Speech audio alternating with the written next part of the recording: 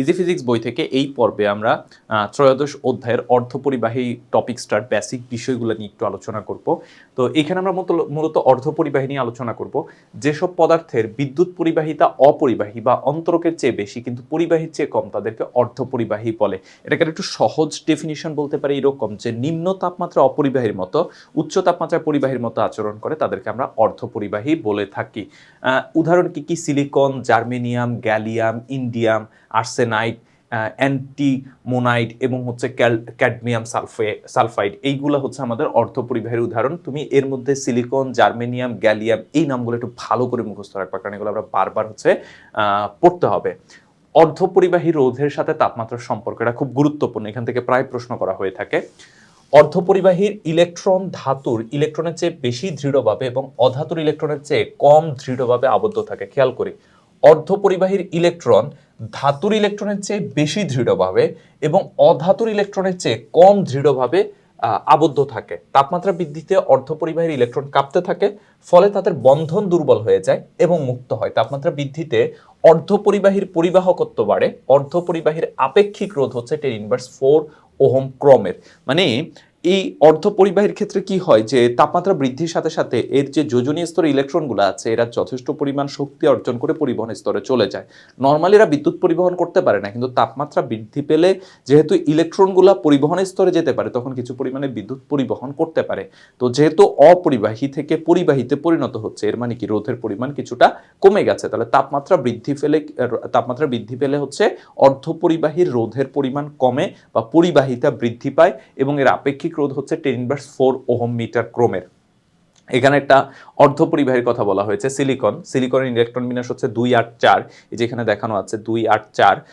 এরপরে দেখো এই সিলিকন স্থিতিশীল অবস্থা বজায় রাখার জন্য কি হয়, তার সর্বশেষ কক্ষপথে তো একটা একটা করে ইলেকট্রন, টোটাল 4টা। এই 4টা ইলেকট্রনের সাথে আবার 4টা সিলিকন এসে যুক্ত হচ্ছে, এইভাবে আবার ওই প্রত্যেকটার সাথে আবার আলাদা আলাদা করে এইভাবে যুক্ত হবে। তো এই প্রক্রিয়ার মাধ্যমে হচ্ছে মূলত সিলিকন ক্যালাসটা গঠিত হয়ে থাকে বা স্থিতিশীল অবস্থা লাভ করে। এইটাকে এখানে ডায়াগ্রাম আকারে বা এখানে হচ্ছে ত্রিমাত্রিক রূপে দেখানো হয়েছে। এটা অনেক সময় পরীক্ষায় চিত্র আকারে আসতে পারে, সেখান থেকে দেখবা। তো এইটা খুব সিম্পল। এখানে দেখো মাঝখানে একটা সিলিকন আছে, সিলিকনের সর্বশেষ কক্ষপথে একটা একটা করে ইলেকট্রন, চারপাশে 4টা দিলাম, এবার প্রত্যেকটার সাথে একটা করে সিলিকন যুক্ত করে দিলাম। আবার এইভাবে হচ্ছে অন্যগুলোর সাথে আমরা এঁকে দেখাইতে পারি। এখানেও সেম জিনিসটা হয়েছে, একটা সিলিকন তার 4 হাতে 4টা সিলিকন দিয়ে দিলাম, আবার এর 4 হাতে 4টা সিলিকন, আবার এর 4 হাতে 4টা সিলিকন। এইভাবে হচ্ছে যে আমাদের টোটাল ক্যালাসটা গঠিত হয়েছে, আর এটাকে আমরা ত্রিমাত্রিক আকারে দেখিয়েছি।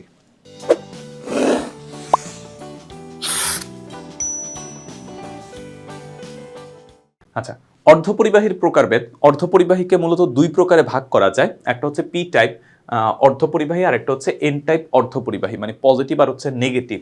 কক্ষ তাপমাত্রায় বিশুদ্ধ অর্ধপরিবাহী পদার্থ বিদ্যুৎ পরিবহন করে না, যেটা আমি ডেফিনিশনে তোমাদেরকে বলেছি।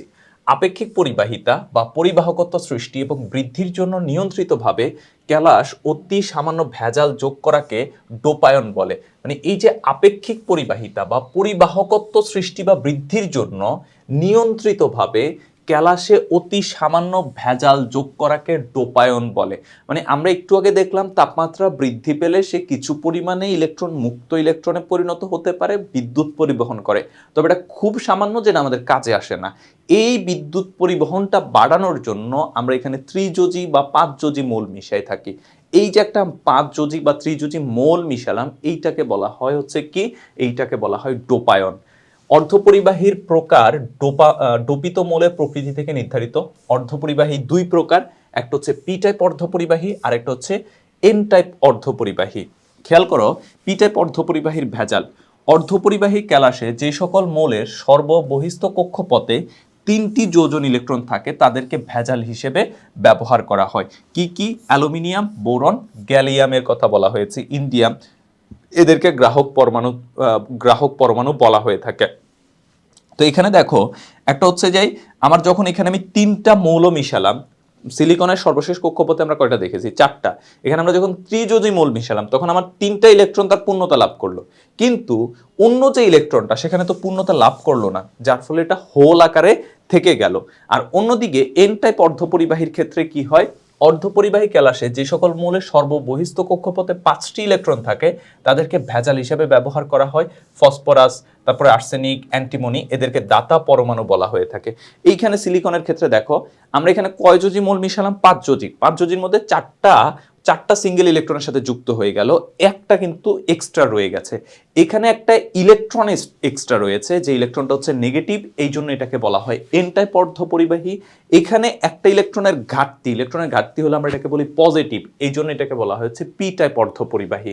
তাহলে যখন আমরা অর্ধপরিবাহীর সাথে ত্রিযোজি মোল মিশাবো তখন সেটা হয় পি টাইপ অর্ধপরিবাহী।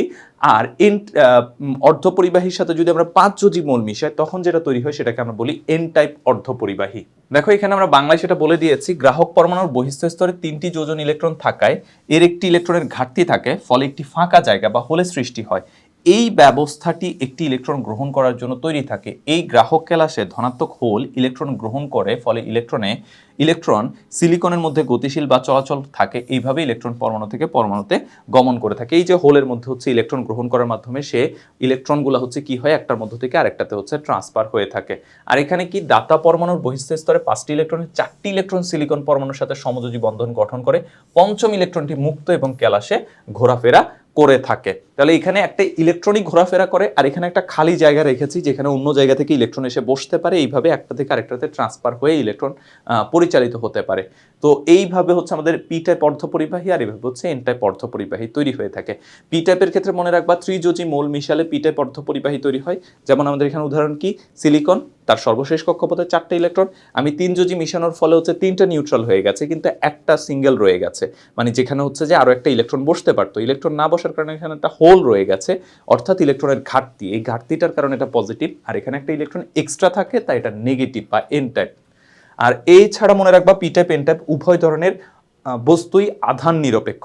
এখানে কিন্তু কোনো পজিটিভ নেগেটিভ চার্জ থাকে না, এখানে হোল থাকে বা হচ্ছে একটা ইলেকট্রন যেটা হচ্ছে যে এক্সট্রা থাকে, যেটা হচ্ছে যে পুরা ক্যালাসের মধ্যে ঘোরাফেরা করতে পারে। তো এটাই ছিল এই পর্বের আলোচনা। আমরা এই বেসিকগুলো আলোচনা করছি ইজি ফিজিক্স বই থেকে। তোমরা যারা ইজি ফিজিক্স বই সংগ্রহ করনি খুব দ্রুত সংগ্রহ করে ফেলবে। সবাই ভালো থাকবে, সুস্থ থাকবে, আল্লাহ হাফেজ।